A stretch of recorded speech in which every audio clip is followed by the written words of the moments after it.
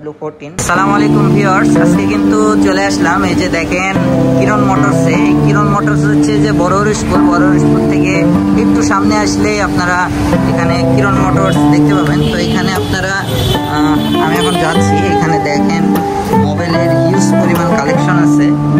আমি চলে আসলাম কিরণ মোটরস, এখানে দেখেন মোবাইলের হিউজ পরিমাণ কালেকশন।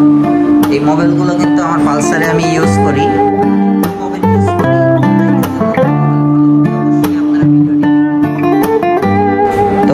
এই যে দেখেন এই মোবাইলটা আমি নিয়ে নিলাম। এই মোবাইলটা হচ্ছে 20W14।